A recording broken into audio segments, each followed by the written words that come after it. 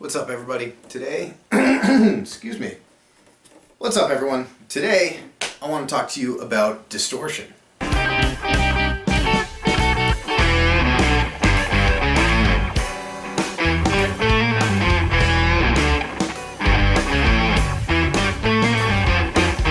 So, to get started, let's give a brief history, right? Back in the mid-40s, you started to see a lot of blues guys basically taking their amps, as electric guitar started to get more popular. They would take their amps and they would push it beyond the limitations that the amps were capable of. Oftentimes turning up the volume or the gain farther than what could be dealt with, or maybe damaging the speaker just slightly. And what that would produce is this, kind of gritty, overdriven sound.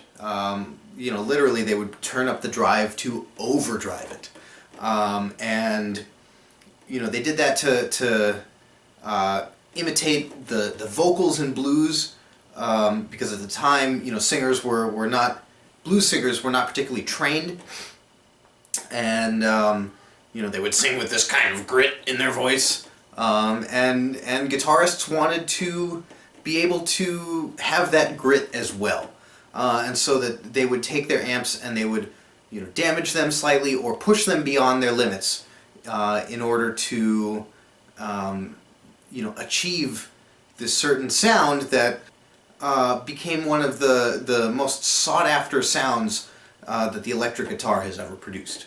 So what we're doing with distortion is, if you take a sound wave, right, going like this, doing the wave with our sounds, you're kind of putting a limiter on it.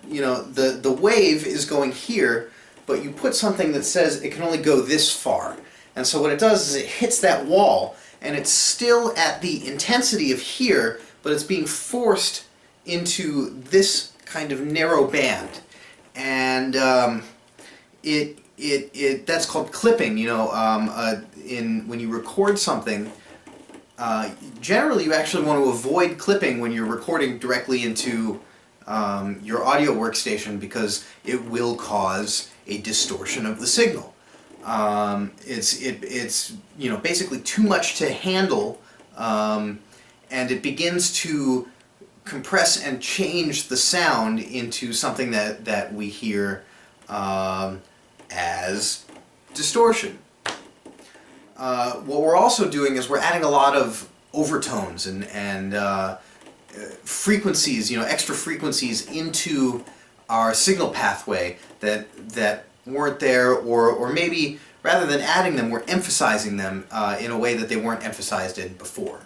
So there's a couple of different ways to achieve distortion. If we're talking about playing live, you've got your amplifier, and at this point, just about every amp outside of like jazz amps has a distortion circuit built in, and that's probably going to be the truest distortion sound, in that it's literally just built right into the amplifier circuit, and you are overdriving the tubes and activating a like a limiter circuit so that it clips a lot faster, and that's known as amp distortion. Beyond that, you've got pedals, which I'm sure anybody who's dabbled with bass or guitar before has fallen into the rabbit hole of different effects pedals and different distortion pedals, and there are plenty of arguments as to which ones are better and which ones are worse, and how they're better and how they're worse, and so on and so forth. And then there's also modeling distortion, which is, it's no longer strictly a circuit, it's now entirely software that is taking the signal in, editing it through either clipping or various distortion softwares, and then putting it towards the amp. Personally, I'm not the biggest fan of modeled distortion, just because it sounds hollow or flat to me. I much prefer either an amp distortion or a pedal distortion, but it's personal taste, and you know, that's the beauty of music, is that it's all just personal taste. So when we're bringing distortion to the stick, there are a couple of things about your technique that you have to modify. Distortion is generally a much more sensitive sound. It's pulling more information from the circuits and from your pickups than a non-distorted sound. You know, what you're doing is you're essentially amplifying the signal and then cutting down the place or the amount of room that signal has to act within.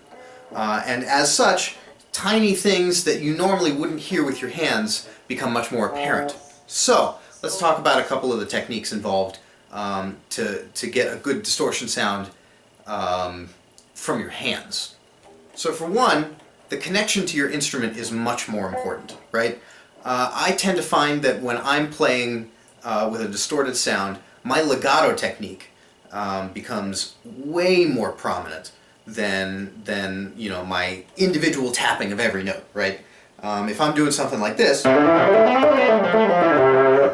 then it's all hammer-ons and pull-offs. I'm not just tapping like that. If I were to let go with my left hand here, and we'll talk about the importance of the left hand in a moment, you know, and do that, then we'll wind up with something like this. It just kind of sounds a little clumsier than if I did something like this, which to me sounds much cleaner. To compound on the connection with your instrument, the soft release technique becomes much more important versus something like this. You can hear the difference right off the bat, that hum after I let go of the notes, right? Versus when I really emphasize my soft release. It's a total cutoff. And again, the soft release is releasing pressure from the strings without removing your connection from them. You know, here, I've taken my fingers all the way off, but if I'm doing a soft release, then I'm still touching the strings by the time I end the notes. And finally, as I mentioned before, my connection to the instrument is going to be much more important, and I often find myself using my first finger on my left hand to kind of mute the strings as I play with my second, third, and fourth fingers on the left hand. And that way I can kind of gently rest my palm and kind of have another moving muting felt with my left hand.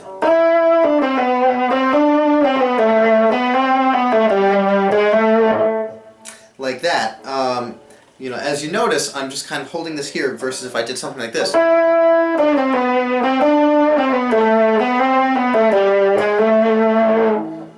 you can even hear it right there. Right, that's the issue again of having that kind of like after buzz. And the way that I can avoid that is, even if I don't have my left hand attached, since I'm ending the phrase on my pinky, I can use my first finger of my right hand to act as a mute. So basically what you want to do is, if there's any hand, left or right, that you're not using, any part of your hand that you're not using that is lower on the neck, on the fretboard, than the notes that you're actually playing, then you're going to want to leave that gently touching the strings without depressing them. So you know, you're not doing like a pull-off, but you are touching the strings to kind of help you mute it.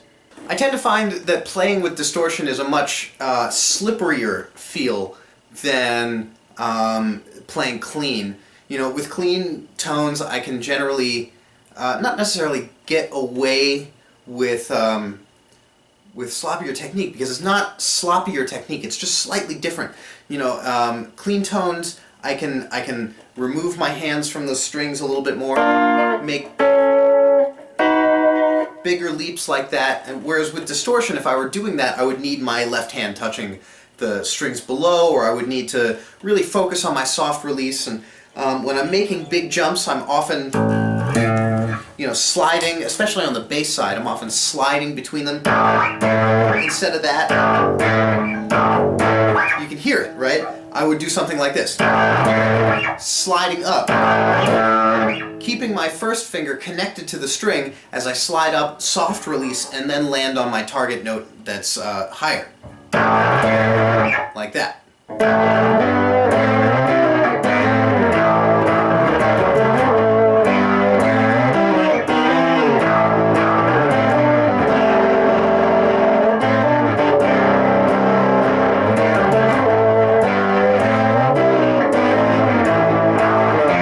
Alright, so that's pretty much it. The technique isn't that much different than playing clean. You just want to really make sure that you stay connected to the strings and that you're able to kind of remove that after sound of the end of the notes. A good friend of mine who's also one of the most talented guitar players I know of put it really well in that he said, the mark of a good player versus a great player is that a great player really knows what he or she wants to do with the end of their notes, rather than just the beginning of it. The way a note ends to a great player is just as important as how it begins. And I feel like with the stick, that really comes out in playing with distortion.